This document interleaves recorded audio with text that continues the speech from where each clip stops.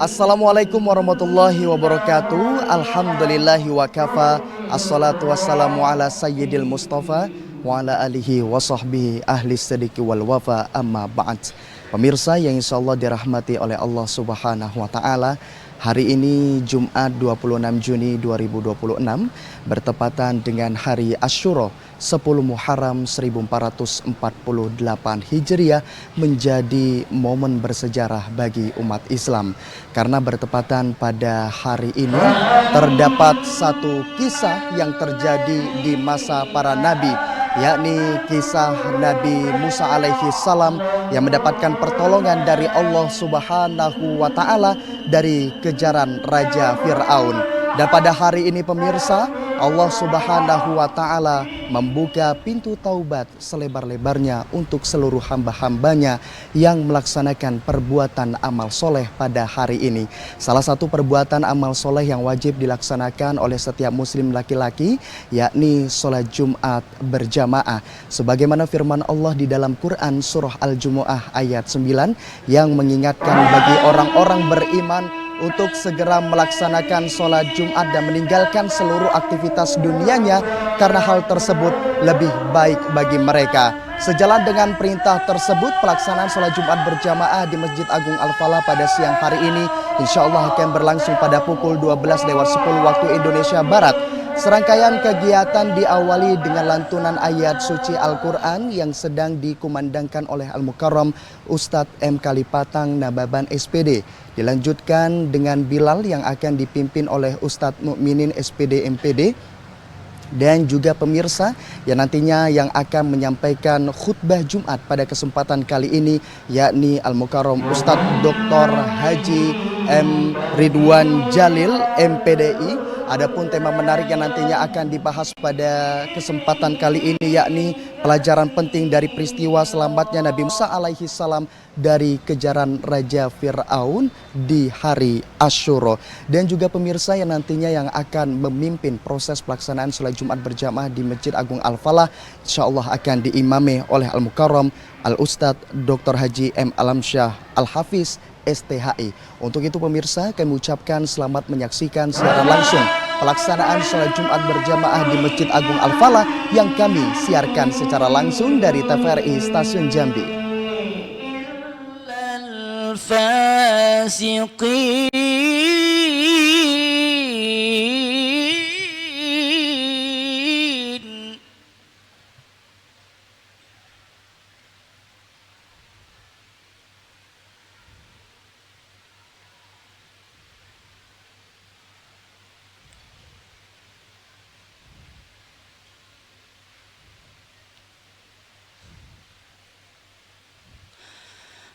الذين ينقضون عهد الله من بعد ميثاقه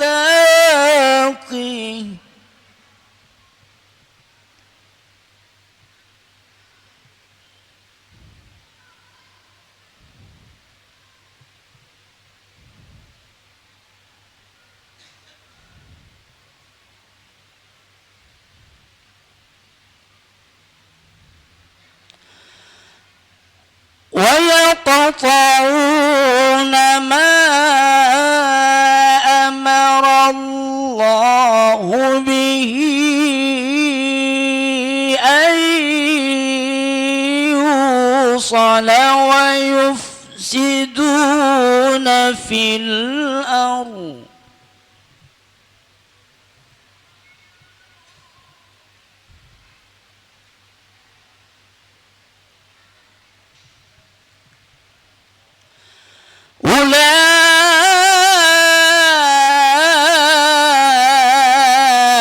أولئك هم الخاسرون.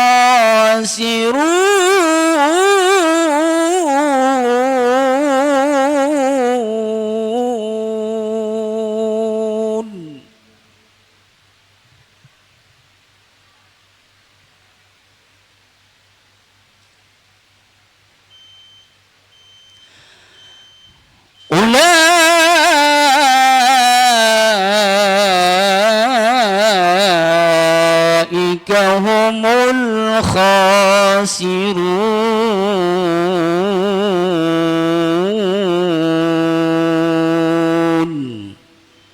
صدق الله العظيم. Assalamualaikum warahmatullahi wabarakatuh.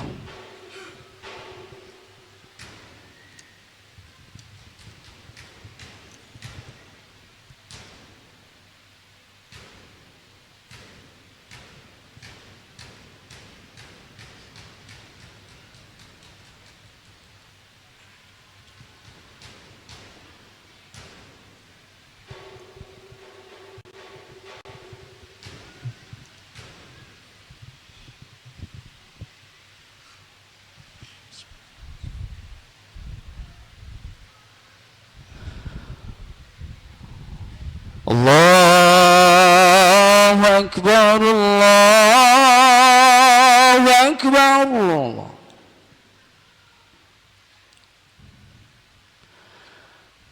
Allahu Akbar, Allahu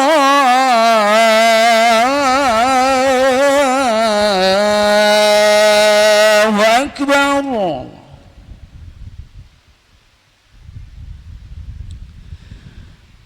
أشهد أن لا إله إلا الله.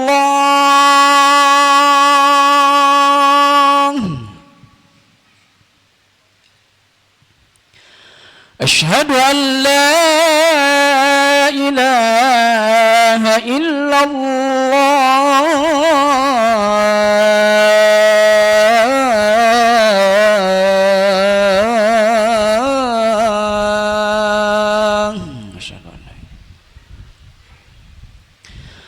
أشهد أن محمدا رسول الله.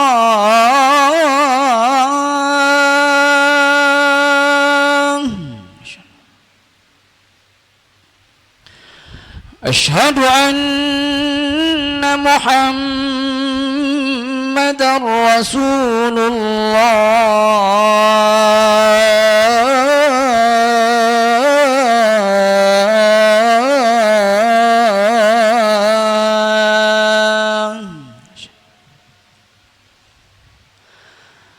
حي على الصلاة.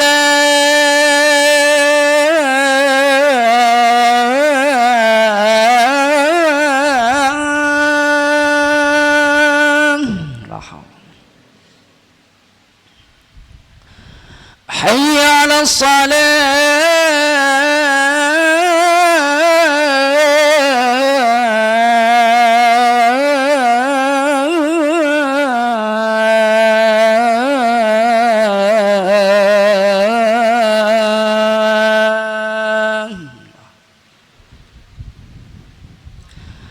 حي على الفلاح.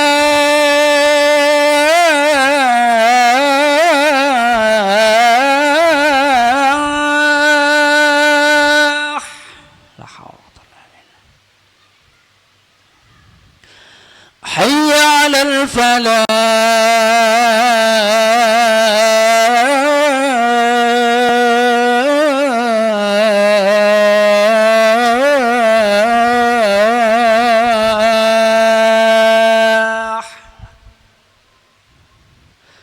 الله أكبر، الله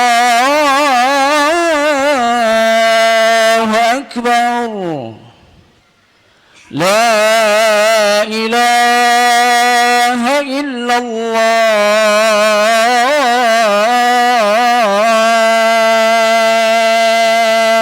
لا إله.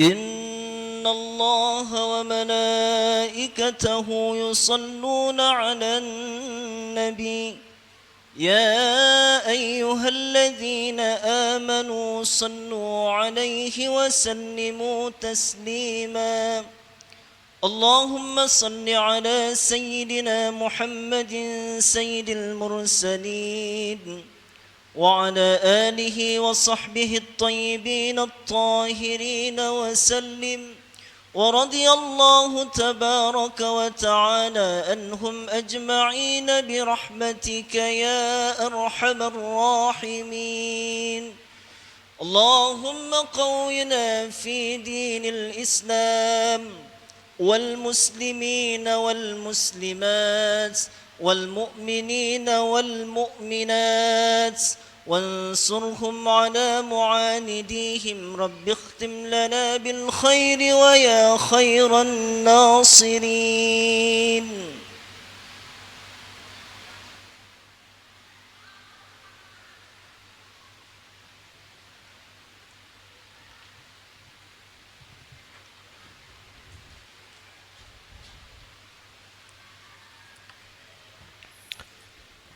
Assalamualaikum warahmatullahi wabarakatuh.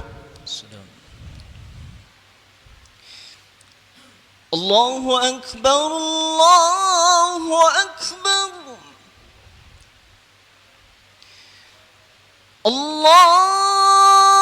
الله أكبر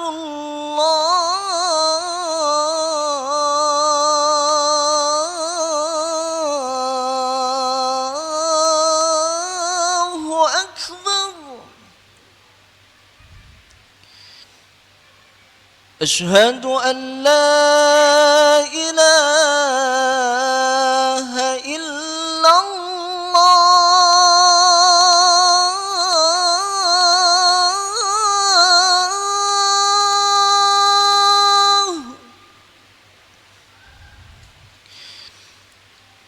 أشهد أن لا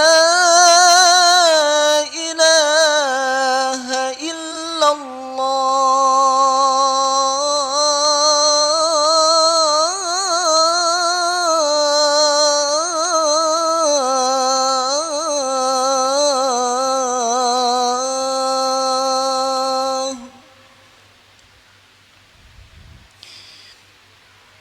أشهد أن محمدا رسول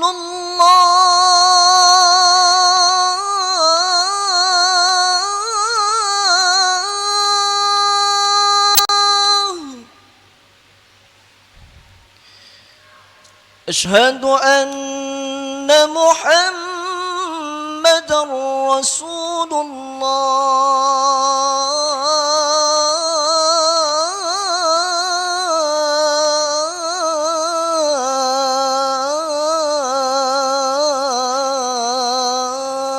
الله حي على الصلاة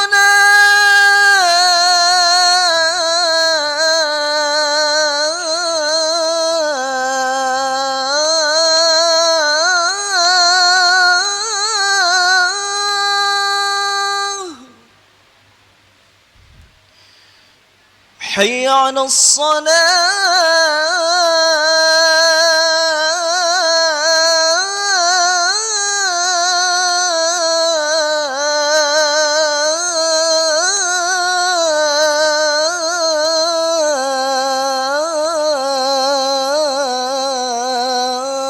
الصلاة حي على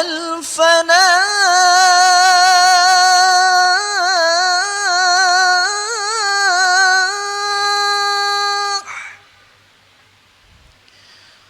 حي على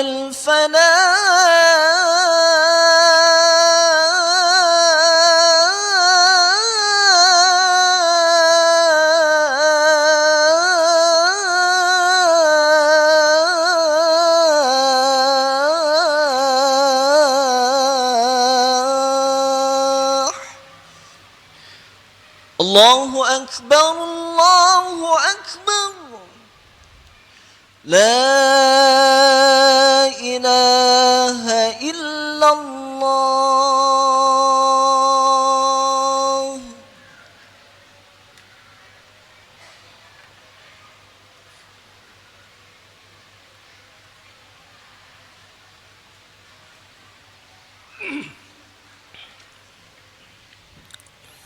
الحمد لله الحمد لله رب العالمين نحمده ونستعينه ونستغفره ونعوذ بالله من شرور أنفسنا ومن سيئات أعمالنا من يهده الله فلا مضل له ومن يضلل فلا هادي له أشهد أن لا إله إلا الله وحده لا شريك له وأشهد أن محمدا عبده ورسوله اللهم فصل وسلم وبارك على سيدنا محمد وعلى آله وصحبه أجمعين أما بعد فيا أيها الحاضرون اتقوا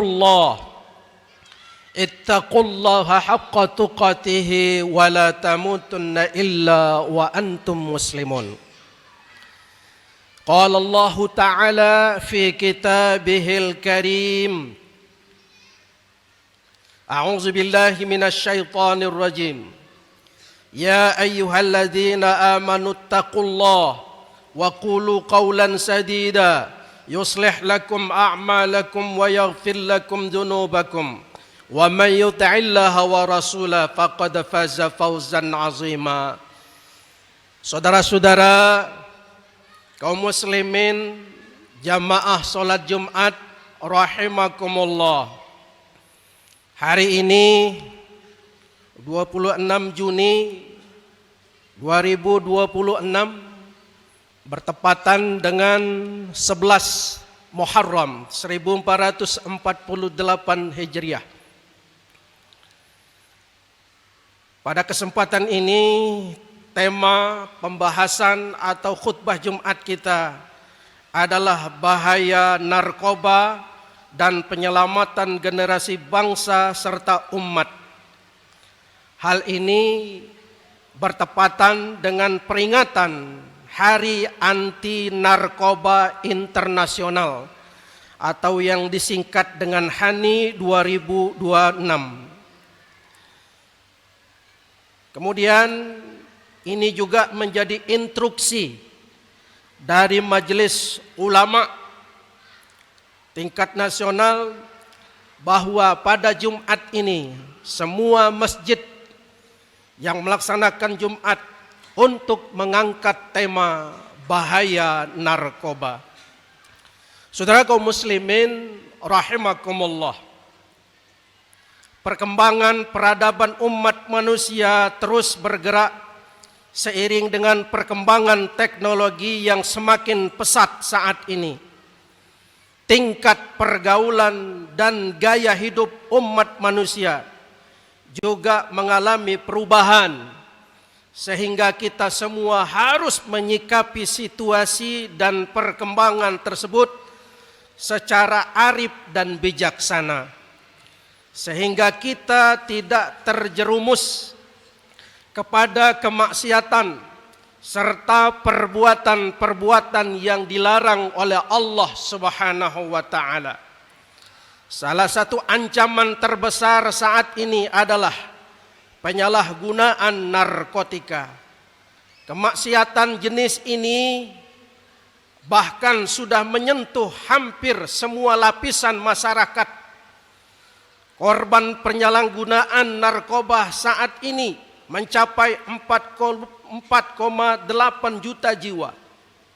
Sedangkan jumlah tahanan pada lembaga masyarakat mencapai 80% dari kejahatan lainnya yang terjadi di Indonesia. Oleh karena itu, patut kita renungkan bersama bahwa narkotika bukanlah sekedar masalah sosial biasa. ini adalah wabah yang merusak. Tidak hanya menghancurkan fisik dan mental, tetapi juga merusak keluarga, masyarakat, dan bangsa. Oleh karena itu, dari berbagai masalah sosial yang muncul, beberapa pertanyaan, mengapa Islam mengharamkan narkotika? Seberapa besar dampak negatif penyalahgunaan narkotika? Dan bagaimana mengantisipasi bahaya narkotika? Saudara kaum muslimin rahimakumullah, menjawab beberapa persoalan ini, Allah Subhanahu wa taala sudah menegaskan di dalam Al-Qur'an surah Al-Maidah ayat 90. Ya ayyuhalladzina amanu innamal khamru wal maisir wal ansabu wal azlamu rijsun min amalis syaitan fajtanibuhu la'allakum tuflihun.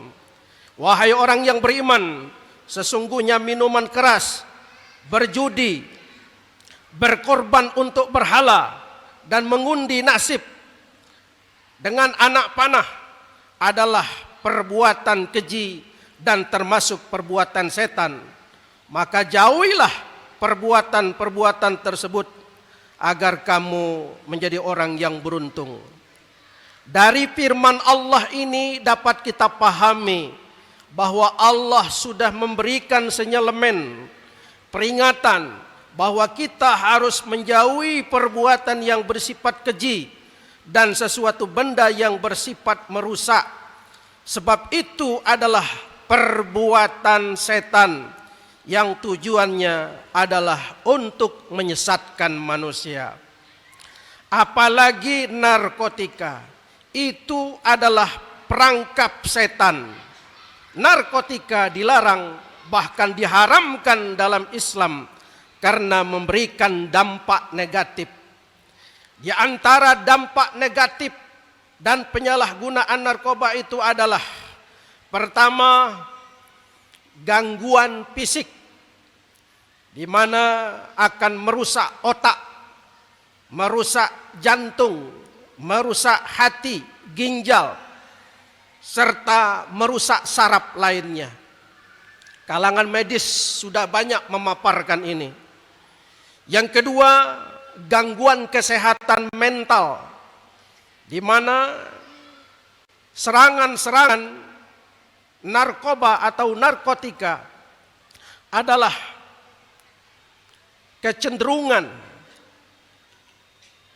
emosi meningkat, sering marah, halusinasi, dan gaya hidup yang ingin menang sendiri, dan selalu ketagihan. Lalu yang ketiga, dampak negatif daripada narkotika tentunya bagi lingkungan dan masyarakat yang tidak aman. Kita lihat sekarang ini banyak di masyarakat kita orang-orang yang sudah ketagihan narkoba, mencuri, merampok, bahkan membunuh, mengganggu keamanan, ketertiban masyarakat. Kemudian yang kedua, menyebabkan kebobrokan ekonomi akibat dari narkoba. Pertama, diberikan gratis, lalu dijual dengan harga yang mencekik, terus ketagihan dan ketagihan. Kemudian ketiga, merusak dunia pendidikan, akibat yang ditimbulkan merusak otak, merusak saraf, lalu penggunanya tidak stabil secara ekonomi, sering berbohong, tidak sadar, dan menurunkan kemampuan sosial. Maka dalam hal ini, untuk melindungi warga negara, maka sudah ada Undang-Undang Nomor 35 Tahun 2009 tentang narkotika. Karenanya kita harus menerima dengan satu, sami'na wa ata'na. Kita harus taat dan patuh kepada undang-undang yang sudah ditetapkan. Karena itu adalah perintah Allah. Ya ayyuhalladzina amanu atiullah wa atiur rasul wa ulil amri minkum. Hai orang yang beriman, taatilah Allah, taatilah Rasul, dan taatilah ulil amri di antara kamu. Saudara kaum muslimin, jamaah salat Jumat rahimakumullah.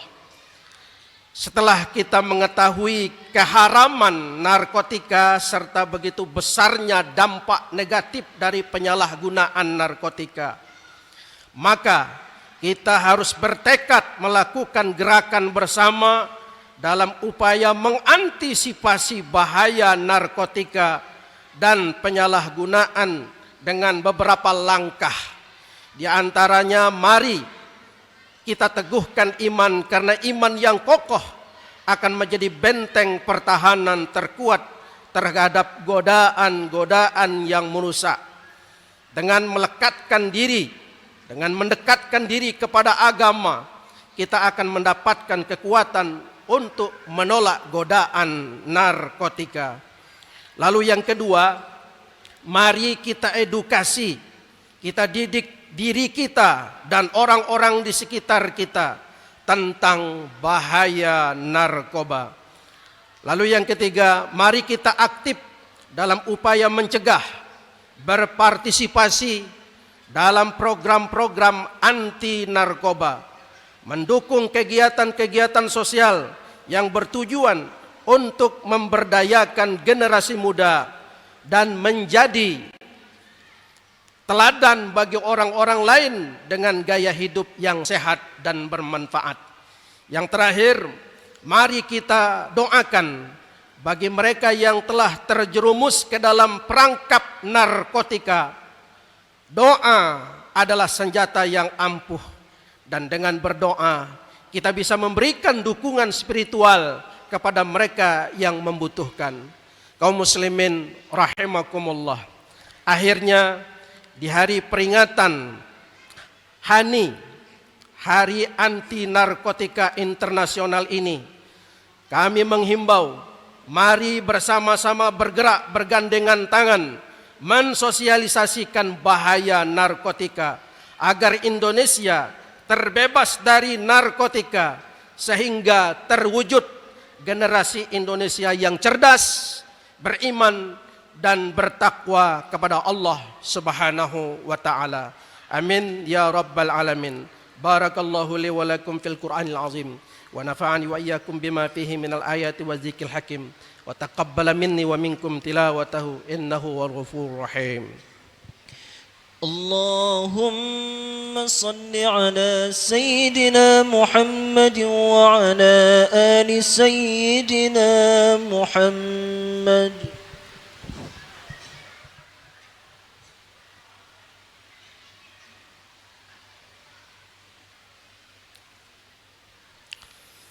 الحمد لله الذي أرسل رسوله بالهدى ودين الحق ليظهره على الدين كله وكفى بالله شهيدا. أشهد أن لا إله إلا الله وحده لا شريك له وأشهد أن محمدا عبده ورسوله. اللهم فصل وسلم وبارك على سيدنا محمد وعلى آله وصحبه أجمعين. أما بعد فيا أيها الحاضرون أوصيكم وإياي بتقوى الله وطاعته لعلكم ترحمون. قال الله تعالى في كتابه الكريم إن الله وملائكته يصلون على النبي يا أيها الذين آمنوا صلوا عليه وسلموا تسليما. اللهم صل على سيدنا محمد وعلى آل سيدنا محمد كما صليت وسلمت وباركت على إبراهيم وعلى آل إبراهيم في العالمين إنك حميد مجيد. اللهم اغفر للمسلمين والمسلمات والمؤمنين والمؤمنات الأحياء منهم والأموات إنك السميع قريب مجيب الدعوات ويا قاضي الحاجات. اللهم ya Allah, ampuni dosa kami, maafkan kesalahan-kesalahan kami. Ampuni pula dosa ibunda kami, ayahanda kami, baik yang masih hidup maupun yang sudah meninggal ya Allah. Ya Allah, selamatkan generasi kami, generasi bangsa, agar terhindar dari penyalahgunaan narkoba. Rabbana atina fid dunya hasanah wa fil akhirati hasanah wa qina adzabannar. Ibadallah, innallaha ya'muru bil adli wal ihsan wa ita'i dzil qurba wa yanha 'anil fahsya'i wal munkari wal baghi ya'izukum la'allakum tadhakkarun. Fas'alu min fadli yu'tikum wa la dzikrullahi akbar. Aqimis shalah.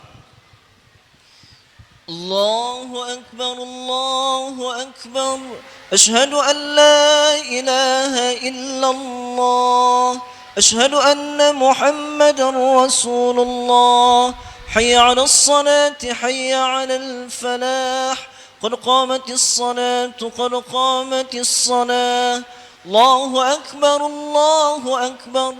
لا إله إلا الله لا إله إلا الله محمد. استووا استقيموا واعتدلوا رحمكم الله. استقيموا واعتدلوا رحمكم الله. صلوا. الله أكبر.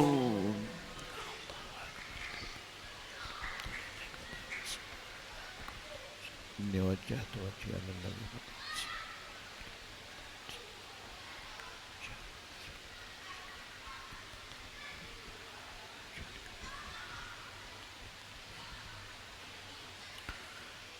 بسم الله الرحمن الرحيم. الحمد لله رب العالمين الرحمن الرحيم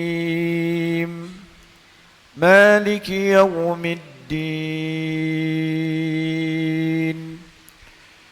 إياك نعبد وإياك نستعين. اهدنا الصراط المستقيم صراط الذين أنعمت عليهم غير المغضوب عليهم ولا الضالين.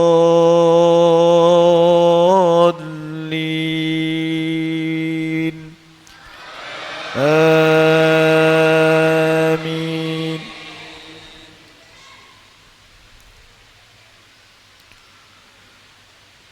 بسم الله الرحمن الرحيم.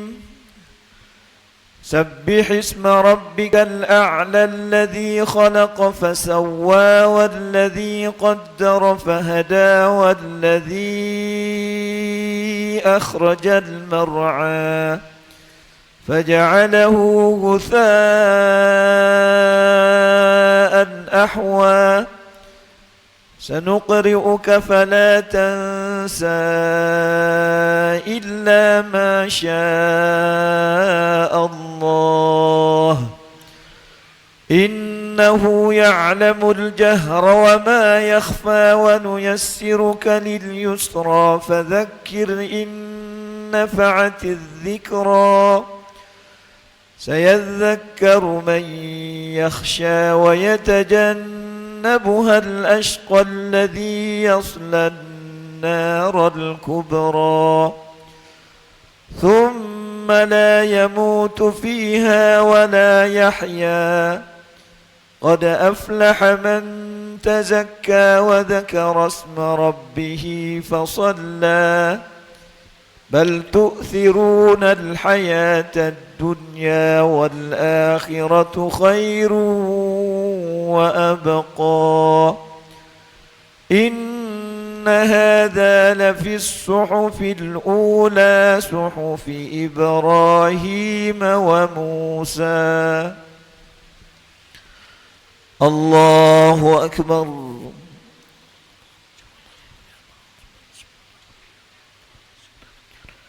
سمع الله لمن حمده ربنا لك الحمد. الله أكبر.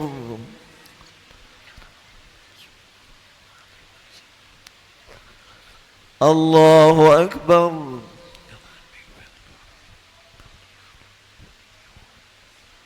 الله أكبر.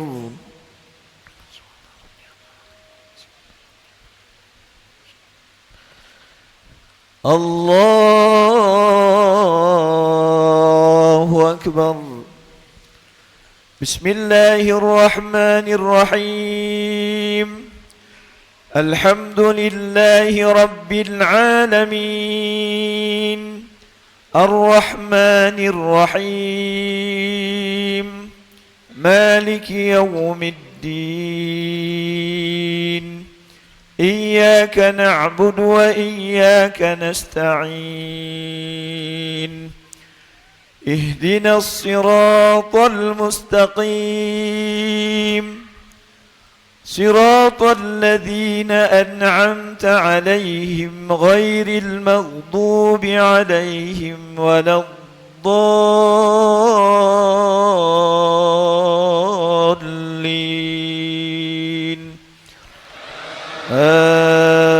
آمين. بسم الله الرحمن الرحيم. هل أتاك حديث الغاشية وجوه يومئذ خاشعة عاملة ناصبة تصلى نارا حامية تسقى من عين آنية ليس لهم طعام إلا من ضريع لا يسمن ولا يغني من جوع وجوه يومئذ ناعمة لسعيها راضية في جنة عالية لا تسمع فيها لاغية فيها عين جارية فيها سرر مرفوعة وأكواب موضوعة ونمارق مصفوفة وزرابي مبثوثة أفلا ينظرون إلى الإبل كيف خلقت وإلى السماء كيف رفعت وإلى الجبال كيف نصبت وإلى الأرض كيف سطحت فذكر إنما أنت مذكر لست عليهم بمسيطر إلا من تولى وكفر فيعذبه الله العذاب الأكبر إن إلينا إيابهم ثم إن علينا حسابهم. الله أكبر.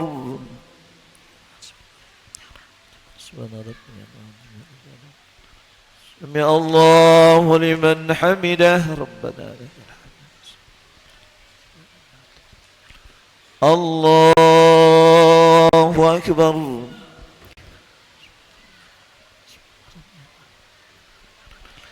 الله أكبر.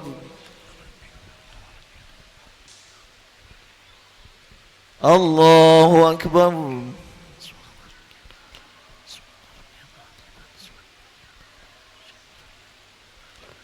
الله أكبر. التحيات المباركات الصلوات الطيبات. السلام عليك أيها النبي ورحمة الله. السلام علينا وعلى عباد الناس. أشهد أن لا إله إلا الله. اللهم صل على محمد. صليت على إبراهيم. بارك على محمد وعلى آل إبراهيم. اللهم بارك. السلام عليكم ورحمة الله. السلام عليكم ورحمة الله. سبحان من لا يعلم قدره ولا إلى حضرة النبي المصطفى رسول الله صلى الله عليه وسلم. الفاتحة. أعوذ بالله من الشيطان الرجيم. بسم الله الرحمن الرحيم. الحمد لله رب العالمين الرحمن الرحيم مالك يوم الدين. إياك نعبد وإياك نستعين اهدنا الصراط المستقيم صراط الذين أنعمت عليهم غير المغضوب عليهم ولا الضالين آمين. أعوذ بالله من الشيطان الرجيم. بسم الله الرحمن الرحيم. الحمد لله رب العالمين حمدا يوافي نعمه ويكافي مزيده. يا ربنا لك الحمد كما ينبغي لجلال وجهك الكريم وعظيم سلطانك. اللهم صل على سيدنا محمد الفاتح لما أغلق والخاتم لما سبق ناصر الحق بالحق والهادي إلى صراطك المستقيم. صلى الله عليه وآله وأصحابه حق قدره ومقداره العظيم. اللهم ربنا اغفر لنا ذنوبنا ولوالدينا وارحمهم كما ربونا صغارا. اللهم جملنا بالعافية والسلامة وحققنا بالتقوى والاستقامة وأعذنا من موجبات الندامة إنك سميع الدعاء. اللهم أصلح لنا ديننا الذي هو عصمة أمرنا. أصلح لنا دنيانا التي فيها معاشنا وأصلح لنا آخرتنا التي إليها معادنا. واجعل الحياة زيادة لنا في كل خير واجعل الموت راحة لنا من كل شر. ربنا آتنا من لدنك رحمة وهيئ لنا من أمرنا رشدا. ربنا آتنا في الدنيا حسنة وفي الآخرة حسنة وقنا عذاب النار. وصلى الله على سيدنا محمد النبي الأمي وعلى آله وصحبه أجمعين. سبحان ربك رب العزة عما يصفون والسلام على المرسلين والحمد لله رب العالمين. تقبل الله منكم. صلى الله على محمد صلى الله عليه وسلم. صلى الله على محمد صلى الله Pada siang hari ini صلى الله على dan penuh kekhusyuan. Adapun intisari yang dapat kita petik dari penyampaian khutbah Jumat pada siang hari ini adalah momen Asyura. Ini menjadi kesempatan